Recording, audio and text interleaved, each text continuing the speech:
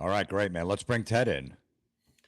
Uncle Ted, we should have some sort of big fanfare for him, I would think. There he is. You guys love my music, but nowhere near as much as I love my music. I literally got naked and I was humping the tailpipe of my Hellcat just to try to calm down. You guys talking about all my favorite songs. I love you guys more than you love my music. Ted brings his own fanfare. I love it. Ted, good to see you, man. So look, all this love for your music, everybody has seen you play live recently. You're still good as ever. Why the hell you ending, man? What do you mean, adios? What do you mean, adios, mofos? Hotels are jail. I hate jail. I'm speaking and celebrating this love of music with you guys. And I love you guys. I love people that love music because you always reference the dedication, the passion, the work ethic, the incredible adventure that musicians have to embark upon. And every musician that you love, every band that you love, every song that you love comes from just a monstrosity work ethic. And I have a monstrosity work ethic. I mean, flames come out of my ass. By the way, I've got to say, I got on stage at the Cherry Festival. I was the cherry on top of the festival in Traverse City 2 nights ago. Night Ranger, that's my new favorite band. Those guys are animals. They're all world-class virtuosos. Kelly on the drums, I mean, he's as good as any drummer that has ever lived. Brad and Carrie on guitars, Eric, the keyboardist, and of course, Jack Blades. Somebody's got to throw some barbed wire around that guy's ass. These guys are so dedicated. But to answer your question, Eddie, that was my 6,878th rock out. I count jam sessions and all my concerts. 6,788. 6,788. That goes all the way back to Detroit in 1956. But when I got on stage with Night Ranger and we played Coming of Age, the damn Yankees song, and then we unleashed Cat Scratch Fever, I felt like I was 12 years old with my first fiery hard-on. I mean, the music has a life of its own. But I don't know if you can see, I'm in my man cave cuckoo's nest, and there's one of my dogs. All my dogs are in here. And when I get ready to leave, I've been packing my wardrobe with my son Toby today, setting up my guitars. I got all these Birdlands and Les Pauls and Paul Reed Smiths. It's just a supersonic orgy celebration of the music. But when I pack my bags today, my dogs are heartbroken. I mean, they look so sad because they know Dad's getting ready to go away. So I will always play music. The music still has fire. I still crave it. I've got new songs. I'm going to go in the studio with these killer musicians that are always at my side. But traveling, I tell you, a hotel room is jail. I have 1,100 acres of swamps and marsh and a fen and forests and fields and lakes and streams and creeks. I am so alive in my outdoor adventure, and I'm still alive when I get on stage, but the travel and the hotels, and I don't even have to go to TSA. I mean, I gave the finger to them in 2009. If somebody doesn't send a jet, I don't go anywhere. Luckily, my friends are better than your friends because my friends have jets. So I'm not TSA, and I'm not going to let somebody fondle my Glock and ask me questions about gun laws. And hotels are so painful for me because I look out the window and I go to dinner with the guys and I have friends everywhere, but I so miss my dog. So this tour, like the last 10, I will hub out of our Texas home to play gigs around there. Then I'll hub out of our first start in Florida. So I'll hub out of our condo. Shemaine's got a condo down there so I can go to all those Florida dates. And then I come back to Michigan, go to Ohio and Indiana, Wisconsin, and Illinois, and Pennsylvania, and Kentucky. And I'm able to hub. So I'm still able to spend a lot of time with my kids, and my grandkids, and my dogs. But damn, I've got my odometer is spinning furiously. But Ted, this is an important distinction, though, just for our audience and for us to know. So just for clarity here, you are not retiring from playing live or recording or making music. You're just done with the large scale touring and going out there on the road for a month or two at a time. Well stated, Eddie. Yes, that's exactly what I've got all these killer songs, Jason and I and Greg, and then I've got this killer bass and drums from Texas, John and Johnny. We get together all the time and we jam. We do these Ted Nugent speakeasies where I just get a hold of some club owner and I go, I'm coming in Friday night. So just make sure you get everybody out of my way. And we'll go in and we'll just jam like animals, like it's the Hullabaloo 1963. A little before your time, gentlemen. But no, the fire, the music, it will always go on. I play my guitar every day. I'm still fascinated with the uncharted territory on that Birdland neck. And I get to collaborate with the best musicians in the world. So it's always a challenge. It's always intriguing. It's always stimulating. I'm an old man. I'm 75 this year, but the stimuli factor, I hope that somebody else in this world is as stimulated by the music as I am, because it's still very much alive and well. You're not going to miss the audience, the live interaction on stage. Yes, of course I will. Yeah, but again, I won't miss it because I'll still do it. I just won't go on I'm not going out for months or even weeks. I'll do the occasional special events. I do a lot of corporate stuff. And again, we did a corporate gig in Las Vegas with Matt from Guns N' Roses and Robin Zander from Cheap Trick and Jack Blades and Carrie. And I'm telling you, it was just like a 12-year-old Ted getting up and playing Chuck Berry songs. Very intense. We played Rolling Stone songs, damn Yankees songs, a bunch of my songs, Night Ranger songs. We played Street Fighting Man and Last Time, and I knew the songs note for note. So yeah, the music, I'll miss night after night because there's an adrenaline tsunami. But again, yeah, I'm an energized son of a bitch, but I am 75, and Right. I'm not swinging from ropes, and I'm not wearing a loincloth, and I'm not jumping off the amplifiers with my new knees. So I will miss it, but again, I got 12 grandkids, and I don't want to go away someday and not make an imprint on them. Teach them about the important things in life in a world that's really gone really stupid. I think my grandparent responsibilities are more important now than ever. Yeah, no, that's fair enough. I mean, that's Speaking good. So at of, least you're not saying you'll never play again. You're not going to sign Oh, a no. contract and all that crap. So Can you see that Birdland right there? I mean, look at that bird. That Birdland wants to eat my face. And here's a guitar for the tour. We had a bunch of guys that are coming to the Danger Zone VIP, so we made some Ted Nugent Adios Mofo guitars. So since you like the free for all,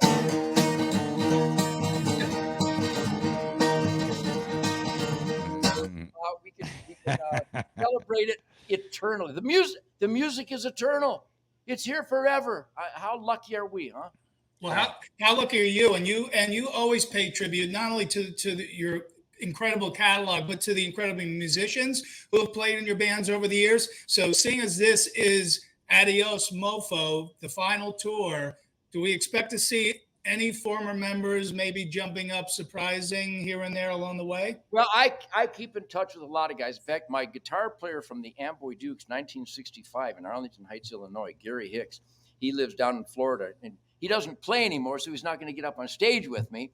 But I meet up with these guys. KJ Knight, who was on the Survival of the Fittest album, some Amboy Dukes killer song. Rattle, rattle my snake. All kinds of love songs. So these guys I keep in touch with. Andy Solomon from the Amboy Dukes, from Journey to the Center of Mind, the #1 song in the Midwest for 8 weeks in 1968. I was 19 years old. Yeah, put that up again, Joe. Yeah, I mean, what a great song that is. And Andy Solomon's in Austin, Texas. I keep in touch with him. Dave Palmer, with the original drummer on that record. He lives in Detroit. I keep in touch with him. In fact, I keep in touch with Jim Butler and Tom Noel, who were my drummers in the Lourdes, Lourds, when we won the Battle of the Bands in 1962. So I keep in touch. We're a bunch of old men, but we keep in touch because the music is a bond, just like what you guys do. That's why I love you guys. The music is the eternal, most powerful bond this side of sex and family and work ethic and being the best that you can be, but the music is the soundtrack for all those important things. Yeah. I saw a T-shirt once, Ted. It said, "I might be old, but think of all the cool bands that I saw." That always resonated with me. Yeah.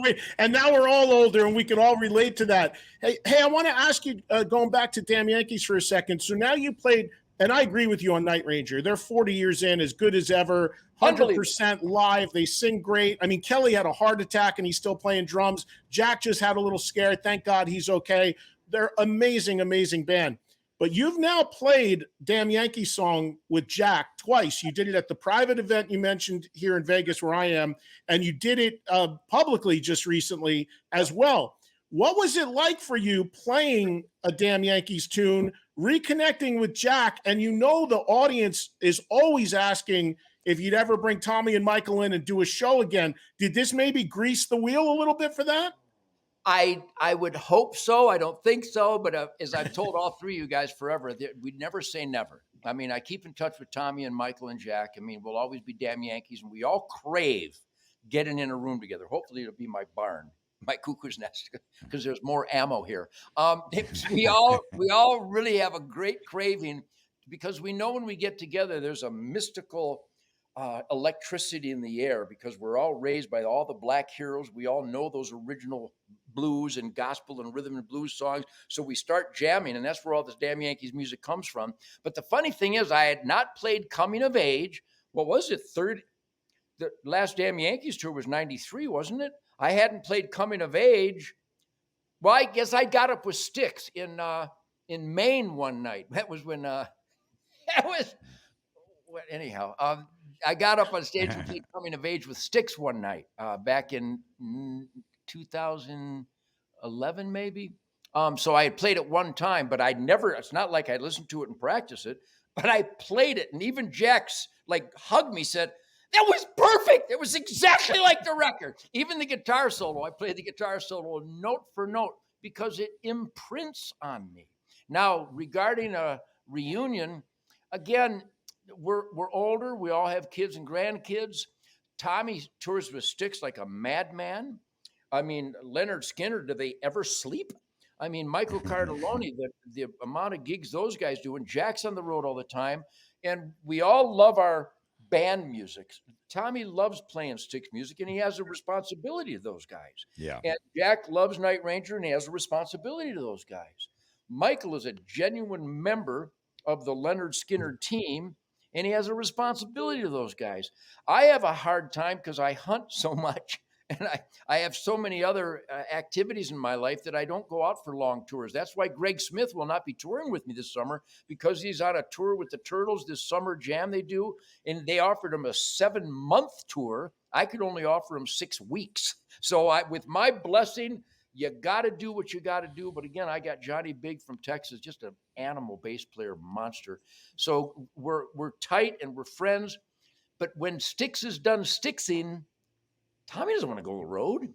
And when Night Ranger's done touring, Jack would like to stay home with his wife. You know what I mean? So The older you get, I think it has a lot to do with family responsibilities. When you're not out with your given band, it takes parenting, grandparenting, and being a husband. At this stage in our lives, we got to fulfill those responsibilities. And I think that's the driving force. And I know you guys get that. Hey, Ted, do you ever go, like with your grandkids, you ever go to like their sporting events, like a basketball game or soccer or anything like that? My son, Jack, Toby's son, my grandson, Jack, Toby's son, at 18 was the Michigan State champion golfer. And all my kids are maniac, like martial arts athletes on the hockey floor. Sasha's boys are all lacrosse maniacs. I mean, really athletic, samurai, dedicated, disciplined. So yeah, and when Rocco was growing up, I went to all of his games. When Toby and Sasha were growing up, I went to all of their games.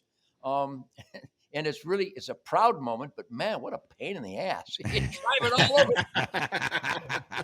But I can handle a pain in the ass because I can handle me because I'm a pain in the ass. So yeah, when the Pistons were winning all those games and the Red Wings were winning all the Stanley Cups, and I don't think the Lions ever won anything, but when all these Detroit teams were winning, I would take my kids to those games and see these super athletes because it's a good lesson for children what dedication and sacrifice is necessary to be the best at any endeavor. And so that's part of parenting. So yeah. It's a big deal to me. Nice. Don, you got something, or go ahead? Well, you were mentioning obviously Michael Corleone. Corleone. What's he in The Godfather now? Yes, he is. He is the Godfather. We got I gave him an offer he couldn't refuse. We got some reissues here and some special edition vinyl. That's right, signed by Ted, Fred Bear EP that Michael plays on when he's not in the Mafia. You got the Ted Nugent Vault vinyl. These are outtakes and rarities. And the Spirit of the Wild, stuff, isn't it? That's a wild shit, man. Re-release. So people are worried about not hearing stuff from Ted again. Jason Hartless is working day and night to remaster and find new stuff in the Ted Nugent Vault, which is exciting. The Vault stuff is great. I'm talking to you from my barn, and it's got all this equipment. It's got like an acre of stage gear, and then there's cases and vats of tapes and CDs and board mixes. And I'm a hyper guy. I don't know if you've noticed that, but I'm real busy with today and I'm getting ready for tomorrow. And I'm well aware of the nostalgia and the emotion of my vapor trail and my past work. And I remember everything. I've taken good care of myself and I remember every gig. I'll meet someone on the street here and they'll go, "Oh, is it Cal Jam?" And I go, "Yeah, I came out with the Black Birdland, man. And I jumped off the amps and I fell down playing Motor City Meadows." Yeah, I remember that. So Jason, who's a music nut, all my guys are music nuts. I love music nuts, really dedicated guys. And we're going through all the equipment and he's got all these stacks with all these dates from the 70s and the 80s. And he goes, "What the hell is that?" I go, "I think those are tapes. I think those are recordings that we file here in the Man Cave Cuckoo's Nest." And he went up and started probing. And he goes, "My God, this is gold. This is wild stuff. Can I remaster?" So I get, "Yeah, please. That's a great idea." Because there's some really amazing performances, once again, by Rob Grange and Derek St. Holmes and Cliff Davies and all my Amboy Dukes. They're virtuosos. These were teenage virtuosos. And we've got those tapes and we captured those magical experimental years of teenagers making music and then young men making music. And again, the quality of musicians at my side all my life is one of the greatest blessings a musician could ever dream of. And you're always referencing those guys because they deserve it. My music wouldn't be jack shit without those team players. And they put their heart and soul into every song, every time we got together. So Jason found those tapes and now he's listening to them and he always texts me and plays outtakes from these different demos and unreleased versions. And I go, "That's some killer shit, man. Do something." So he's doing, he thinks he's got, this is the vault from Free For All, but he's also got outtakes and demos from the Ted Nugent first solo album, from a bunch of Amboy Dukes albums, from Cat Scratch Fever, from Weekend Warriors, from Double Live Gonzo, outtakes that we didn't use on the live album. So it's really fascinating stuff. Hey Ted, is that I'm a CD guy. I'm not on the vinyl kick. Is that stuff on CD too, or just vinyl? It's only vinyl now. Jason has some vinyl thing that he does. He's got his own business, and there is a resurgence in the depth of sound on vinyl. Though I think you can still get it with good headphones on CD or even digital, I suspect. But he's gung-ho on that, and we are dedicated to release all this new stuff on CD as well, and the digital format, which I can't believe I'm on here with you guys. I can't believe I got this little laptop to work where I can actually hear and talk to you guys. So Toby set it up. I'm not taking credit for it. Hey, But, he's the master of that technology. And again, I hear some of these outtakes and I remember the temperature in the studio. I remember the attitude, what we had for lunch. And it's just a tsunami of emotional memories that are so exciting for me. Ted, you brought up Free For All. Meatloaf sang in about 5 songs on that record. I always wondered, I know Derek was out of the band when you guys started recording, but then he was back in for the tour. Did you ever consider bringing Meatloaf out to sing those songs on tour, even though he didn't play an instrument? Well, actually, Derek was still 100% a band member, and we were Free for All, but I don't know if I told all you guys. We've done a lot of interviews, but let me tell you the Meatloaf history. When I brought the Amboy Dukes after graduating in Chicago in '67, we did some personnel changes because some of the young guys missed being home. Plus, we didn't make any money. We were sleeping in the van, and that's not for everybody. But I think it makes you strong and it makes you make really killer music. And so there was an opening act called Stoney and Meatloaf. This beautiful red-haired gal with a voice like Aretha Franklin, just an unbelievable Detroit singer who ended up singing background for Bob Seger years later and had her own solo record, Stoney. I forget her real name because that's all the only name I knew her by. But we hired Stoney and Meatloaf, this big rotund guy with this operatic, soulful rhythm and blues voice, to open the shows. And I was moved by his passion. One of the main indicators to me of meaningful music is if the singer has multiple moments where the forehead veins pop out. I want some crescendos. I want even during the chorus, I want a crescendo. I'm not waiting for the last verse. And Meatloaf, of course, I thought I was going to flush a mallard from the state. He sweated so much.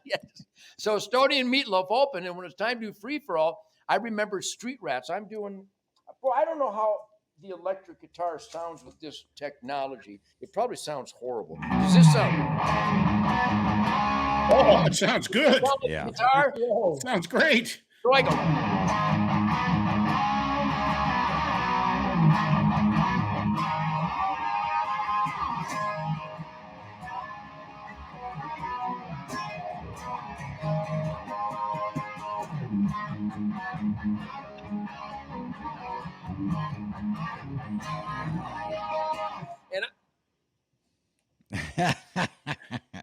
I'm old and I still get erections on my arm. And so as I'm pounding out some of these songs, and then Cliff Davies and Rob wrote this song together.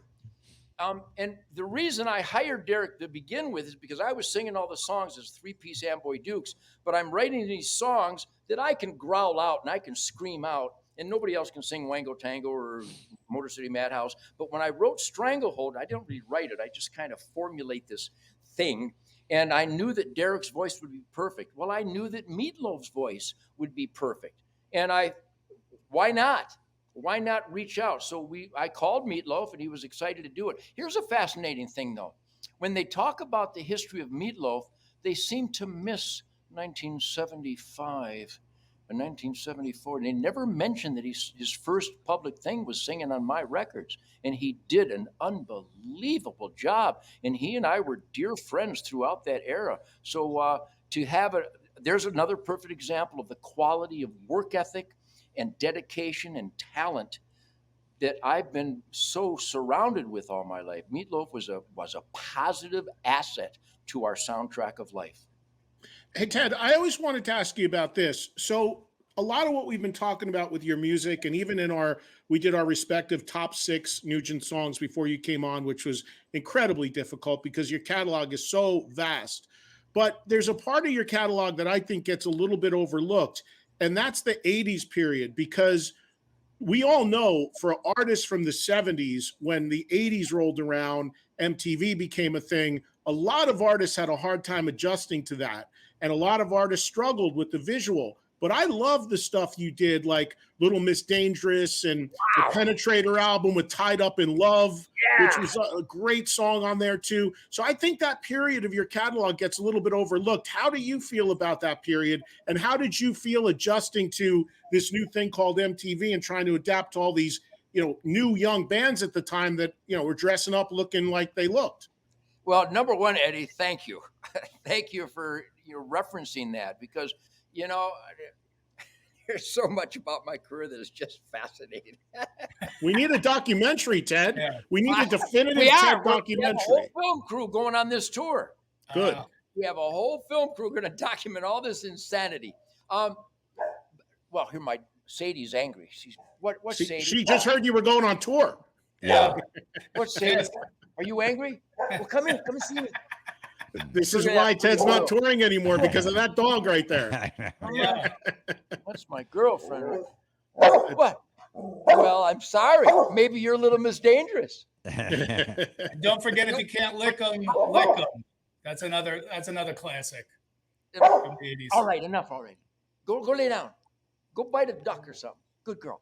All I can tell you is Derek called me one night in 1984 from LA, and he said, "God damn it, I just heard this song on the radio on your new record called Little Miss Dangerous.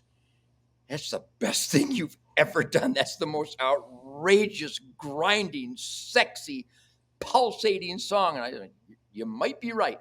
I couldn't be more proud of that. That's a Fender 6-string bass that I played on that. And it's that. My girls can't stand it, and I can't stand them.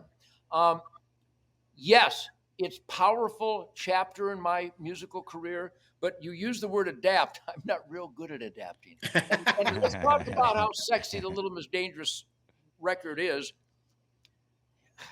I have a song called Pussy Whipped. I am an authority on that. I was so shall we say, flexible for the female population that they instead of just being an animal making music, I would take the recommendations of my girlfriends, which sometimes it pans out, sometimes it doesn't. So some of those songs are really powerful. Plus, I've always had a great team. Once again, the drummers, Torpy and Dave Amato, the guys that worked on those records with me. I'm very, very proud of them.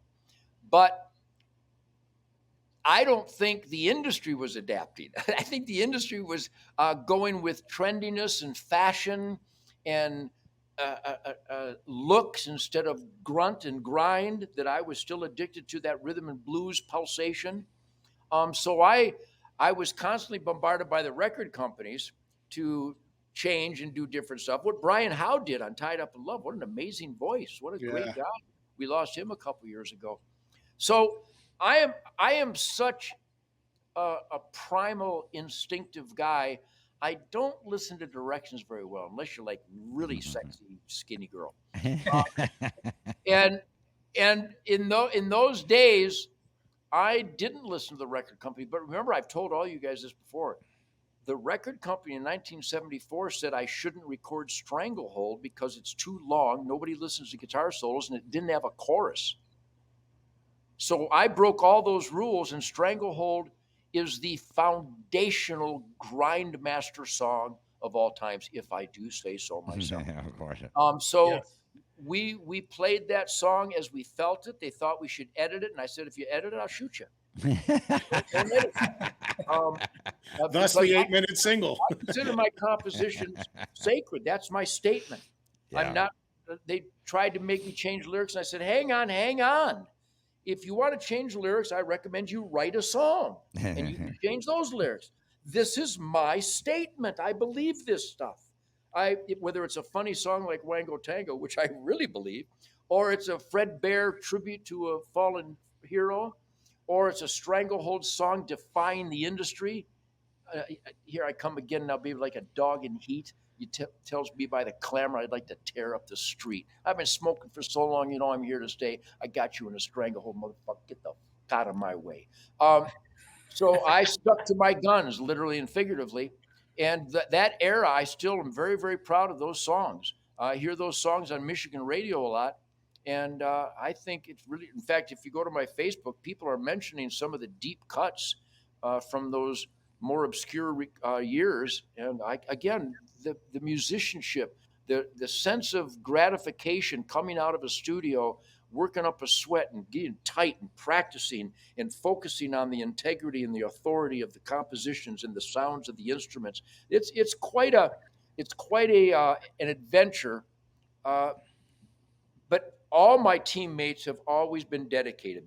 Jason's drums are the best sounding drums in the world. Johnny Big's bass is the biggest throttling, grinding, earth tone bass. My Birdland is just a fiery, bright, rich, thick, heavy sound. So the dedication we put into those songs that were maybe not the biggest hits, they're part of 40 million records sold, and I'm really proud of them.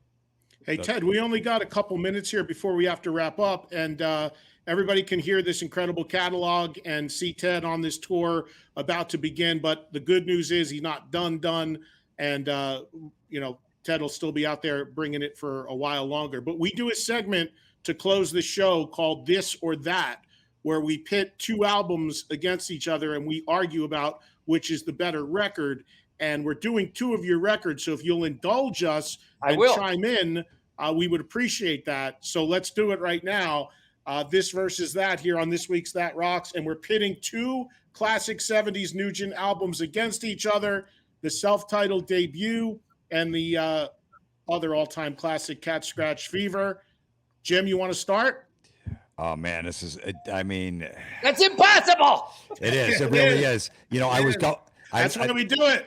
The last couple of days, I've just been listening to the albums back from front to back, just going over every song, and I just got to give the debut a tinge. It wins by a little. If the debute's a 10, Cat Scratch Fever's a 9.5. I got to give it to the debut. All right, Don, you going next? Yeah, I think Jim, I'm right with you on that, man. It's by a half a beat. The debut is just from top to bottom. It's almost a greatest hits album at this point. There's nothing, not a bad note from beginning to end. Wow. I love the deep cuts on Cat Scratch Fever, but for Stranglehold alone, opening the album, you got to go with the debut, Ted Nugent. I mean, just homebound on Cat Scratch Fever. It just that instrumental is just. This is what Jim starts doing forever. He starts arguing against his own pick. I know. I'm sorry. Here he goes, arguing with himself. I'm sticking with the debut. Eddie, what's your pick? I'm going to make it a clean sweep, but by a hair on Ted's head right there is the first album, because it was the first album. Like, it set the whole, I mean, obviously coming off Amboy Dukes, but it set the whole thing for the Nugent solo experience. I mean, look, in my top 6 Nugent songs, I had 2 from Cat Scratch Fever, but I also had 2 from this album. But when you made the point about it's almost a greatest hits record in and of itself, I mean, look at the opening: Stranglehold, Stormtroopin', Hey Baby, Just What the Doctor Ordered, Snakeskin Cowboys, Motor City Madhouse. I mean, are you kidding me? It just goes on and on and on. And I got it. I mean, not to say Cat Scratch isn't like that, but I'm giving it to the debut by a hair. Ted, you make the final verdict here. There's no way in hell I can pick one over the other. But I understand the red hair difference of the debut. We were younger. We were more uppity. Not that I'm not dangerously uppity in my old age, but there was a fervor, and we can trace back some of your favorite artists to their first albums, because there's an electricity, especially coming out of all the Amboy Dukes, where we had modest success with those records, and I tried to compromise a little bit for record company. And this time I put my foot down and going, we're doing this, this is how this sounds, this is how this goes, this is the arrangement, this is what we do. So there was a little bit more of a flaming middle finger on the first debut album, but almost imperceptible, because like you said, I can listen to the Cat Scratch. We play a lot off the Cat Scratch. We play a lot off Weekend Warriors. We play a lot off the first album. A lot of people have said we should go on the road and play the whole first album, including You Make Me Feel Right at Home, which is a jazz song, which again is a great, great piece of music. And the guy, that's Cliff Davies, Rob Grange, Derek St. Holmes. We were a bunch of roustabout, uppity, defiant, high energy sex animals. And I think that saturated that first record, maybe a little greasier than the Cat Scratch Fever. So I'm not going to pick one over the other, but I think I just made the case why I love them both so much. Hey, Ted, real quick, which one of those two sold more? I think Cat Scratch Fever sold more. Now, I understand, somebody told me, I don't know how it works, but streaming or downloads, that Stranglehold is close to 1 million. I mean, a billion, not a million. A billion. A billion. And the song, I might have mentioned the movie Invincible, one of the most amazing applications of that song's spirit. And the way they edited it, normally I would kneecap a guy for editing my songs, but the way they edited Stranglehold in the movie Invincible, where Mark, the famous actor, Mark Wahlberg is that who that is? Yeah. I think I've not seen the movie. I don't know. Yep. An artist couldn't dream of a better use. And I know the movie Rockstar Stranglehold was during the orgy, which is obvious as hell. But the way they applied it to the invincible Philadelphia Eagles football team overcoming odds and overcoming complications. If you haven't seen the Invincible movie, the way they used Stranglehold, it was absolutely brilliant. By the way, Mark Wahlberg, I don't know if he made the decision, but there's 4 of his movies where Stranglehold is in it, and they've all been done really, really well. Yeah. And I just saw Jared James Nichols recently, and at the end of the show, he just started playing the riff from Stranglehold, and he stopped, and the whole crowd went ape shit.